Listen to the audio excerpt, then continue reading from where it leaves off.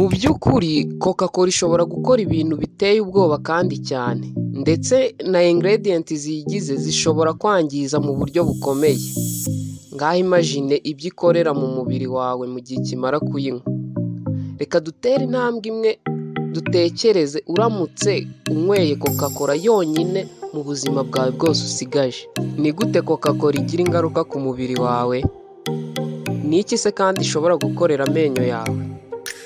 Ni ukubera iki se kandi ari bibi kuba wasimbuza Coca-Cola amazi yo kunywa? Iyi ni Trumpet TV, naho ibi ni ibyakubaho mu gihe waramuka unyweye Coca-Cola yonyine mu buzima bwawe bwose usigaje. Ubyizere cyangwa se ntubyizere, ariko hari umuntu wegeze gukora ikintu gisa nk'iki mbere.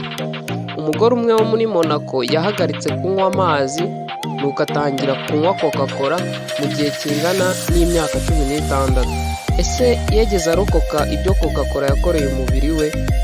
Byagenda bite se uramutse nawe ukoze nk'ibyo yakoze? Abaganga nibura badusaba kunywa hagati ya litiro 3 na litiro 4 z'amazi buri munsi, ariko twebwe tugiye kuzisimbuza Coca-Cola. Amazi angana gutya kuyasimbuza Coca-Cola byagusaba kunywa uducupa 8 buri munsi. Nibura agacupa kamwe gatoya gafite amagarama 39 y'isukari, bingana n'uko wajya unywa amagarama 312 buri munsi. Ni kimwe no kurya shokora 6. Rero iyi akaba ari isukari irengeje urugero ku mubiri w'umuntu, cyane cyane yuko abaganga batugira inama yuko tugomba kunywa isukari iri munsi y'amagarama 40 buri munsi. Reka tuvuge no kuri karori umubiri wawe winjiza bitewe n'uko waba unywa iyi Coca-Cola. Nibura ushobora kwinjiza karori zisaga 8,000 buri cyumweru, kandi wibuke neza yuko hari n'izindi karori nyinshi ziva mu byo urya. Rero izi karori zingana gute zishobora kugutera ikibazo cy'umubyibuho ukabije. Uko urushaho kugenda unywa Coca nyinshi, nako urushaho kugenda utera ikibazo amenyo yawe. Gake gake isukari igenda yangiza amenyo, bityo bikaba bisaba kuborosa inshuro nyinshi.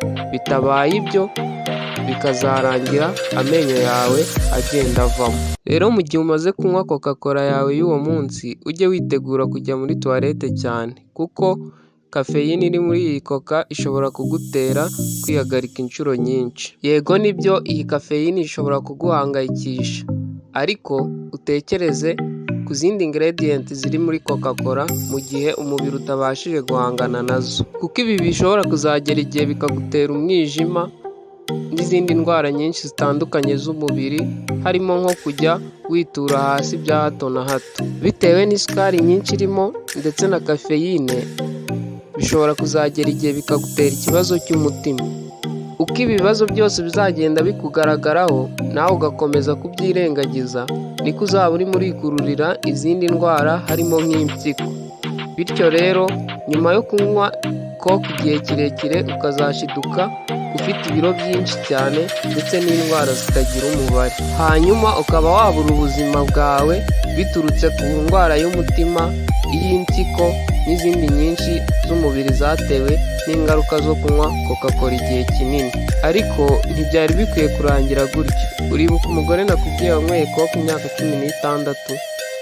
Nawe yari afite ibibazo bimeze nk'ibyo byose nagiye nkubwira, ariko nyuma y'iyo myaka yose yiyemeje kubihagarika, kandi umubiri we wasubiye ku murongo nk'uko wahoze mbere. Iyi yari Trumpet TV. Gusa wibuke yuko kunywa Coca mu gihe cy'icyumweru, ukwezi ndetse n'umwaka bidashobora kukwica, ariko bibaye byiza nabyo ntago wabikora. Murakoze kureba iyi video, nizere ko mwayikunze. Niba wayikunze kora like, kandi niba ari ubwa mbere udusuye ukore subscribe kugira ngo ugumane natwe kuri iyi channel ya Trumpet TV.